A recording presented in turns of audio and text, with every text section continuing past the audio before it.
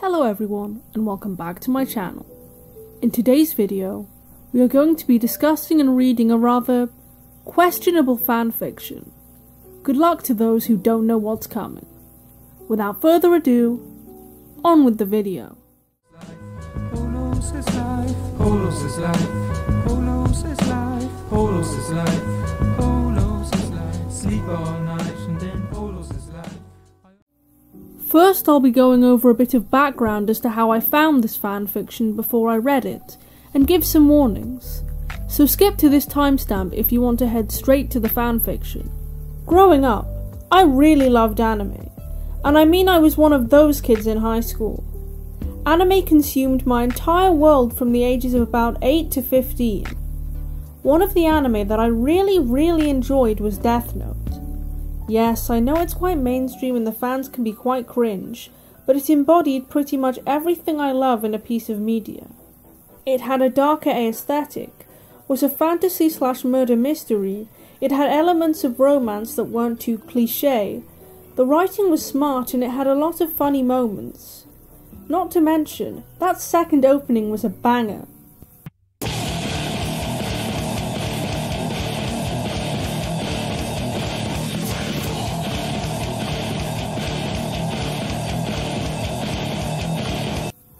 I quickly became an extreme fan, watching all of the anime and buying all of the manga, including the original one-shot. I had the light novels, everything. I also created many pieces of fan art, and enjoyed seeing what other fans of the series could create. I wasn't the only fan of the show, and the people close to me at the time also really enjoyed it. We would spend time looking up stories written by Death Note fans for a laugh, and one day came across one titled Getting Around the Block. I'm pretty sure this is actually how I found fanfiction.net, and it definitely has all of the website's hallmarks, as you will find out as I read the story.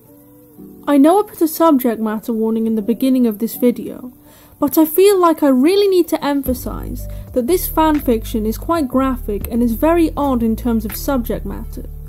The author wrote a similar warning in the beginning of the fanfiction as well. If anything of this nature makes you feel uncomfortable, I'll see you in the next video. Mello couldn't remember how he'd gotten to where he was, and that was a bad sign, as were his surroundings. What he saw around him was completely and totally insane. His first thought was, shit, I've been drugged.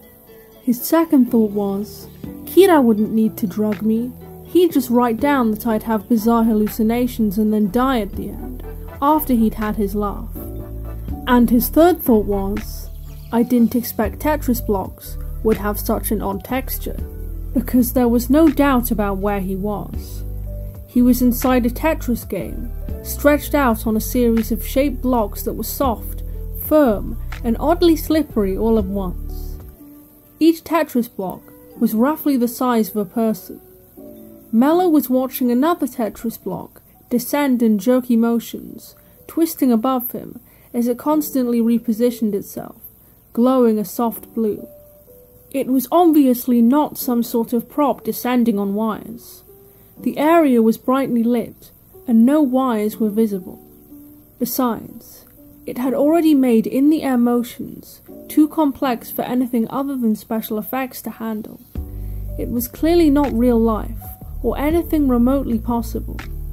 Furthermore, the spatial qualities of the space Mello was in were just crazy.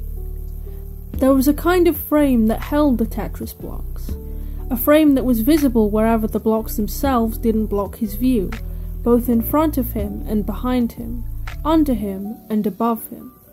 But the other two directions didn't have proper walls or any sense of a horizon or perspective.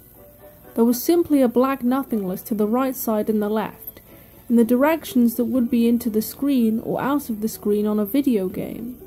He experimentally thrust an arm into the black nothingness that would be out of the screen, and watched as his hand disappeared there, but entered from the opposite direction.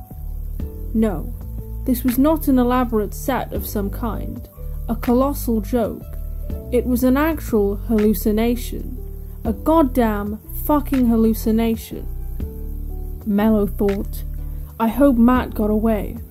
Well, if Kira is giving me this kind of shit, he probably has me confused with Matt. Did Kira think all information referring to Matt was actually referring to me in disguise? Either way, I don't think I can do anything about it now. There was an oddly languid feeling in his limbs, a jittery stretched out sensation of having spent far too much time awake while tracking the movements of various people, few of which did anything interesting. At the thought of being defeated by Kira, Mello could feel in his gut, not the anger he expected, but an intense emotion of simply not caring at all about anything. He felt incredibly detached, unmotivated. All the stress had completely shot his nerves. He knew that. He could feel it. Every part of him was worn out. Every action had just become going through the motions, working so very hard, spending hours upon hours, holed up in various tiny shithole apartments with Matt, staring at screens with surveillance videos that continued to show almost nothing useful, hour after hour, day after day. He laughed, laying there, wondering if anything was worth it anymore, his indecisive mind refusing to even contemplate getting out of the way of the descending blue block, which would soon land directly on him. He laughed again and thought, fuck Kira, fuck him. And then, to his surprise, despite the feeling of utter indifference that still pervaded his whole body, he tasted salty tears. He ran his tongue around his lips and savoured the taste carefully, as if he were investigating a new kind of gourmet chocolate bar. Just then, the blue Tetris block landed on him, squirming on top of him, trying to dislodge him from the cozy hollow he was draped into between an orange block and a purple block. Mello kicked viciously at it and said, "Fuck you, man, I like this place. Let me die in peace, you fucking fucker." As if the block had understood but disapproved, it only became more vigorous in its efforts, grinding against Mello in the most annoying way. He kicked again with both legs at once, and abruptly realized his boots were now missing and his bare feet connected with the softly glowing, strangely slippery blue block. A split second later, he realized that it wasn't just his boots. All his clothing had somehow dissolved or poofed out of existence. I refuse to read this next line.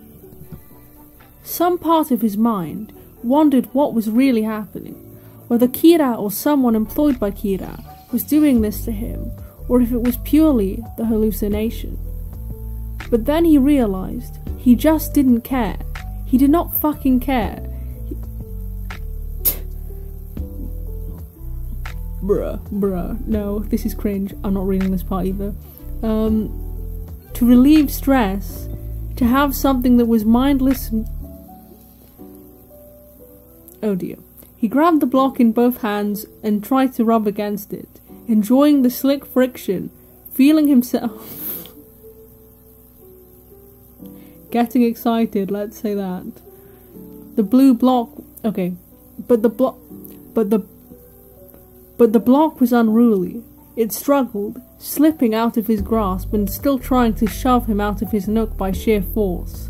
It knocked Mello off balance, and before he could regain it, the blue block roughly shoved him forward against the orange block, his leg caught in the gap between the block. Oh dear. Somehow, oh Jesus Christ, yeah, it's getting really interesting, this part, guys. I linked it in the description. Read this part for yourself. I'm not reading this. It's really dodgy. He hoped Kira would have to clean up the mess. Mello woke up draped across the couch and semi-tangled with the cushions, in such an odd position that his first thought was that he'd need to see a chiropractor. His second thought was the realization that his own oh my god. His clothing was mostly off and almost hopelessly tangled around his elbows and knees. Matt was standing next to the couch with an expression halfway between amused and alarmed. Mello breathed slowly through gritted teeth, trying not to inhale the sweaty strands of his long hair that was stuck to the skin all around his mouth. Matt said, around the cigarette, "I heard it all. You were narrating the whole thing in your sleep, just mumbling and mumbling a running commentary non-stop. Mello, you let a Tetris block fuck you. That's so surreal, I almost envy you. Matt plucked the cigarette from his mouth and flicked ashes from the end, saying, Dude, this sounds so much like something that would happen to me, not you.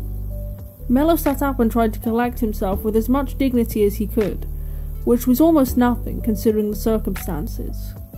His neck had a terrible crick in it, and he could barely untangle his clothing without falling over.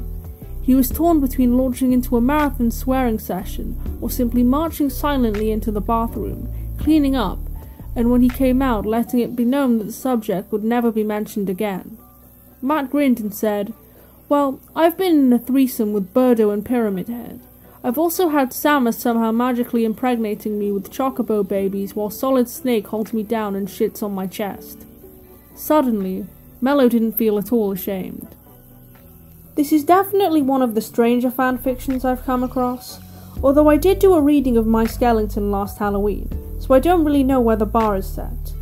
I'm glad this kind of lowered my expectations for online amateur fiction, because without it, I'm sure I would have found a lot of other fanfictions more shocking later down the line. I'm also thankful that this one was so brief. Well, that's all for this video. Don't forget to like and subscribe and leave your thoughts in the comments down below. And as always, thanks for watching. Nothing like a polo to ease my mind. With polos by my side, I'll always shine. The blue and green ones are my favorite kind, but I'll eat the colored ones from time to time. Cause polos is life, polos is life, polos is life, polos is life, polos is life, polos is life. Sleep all night and then polos is life.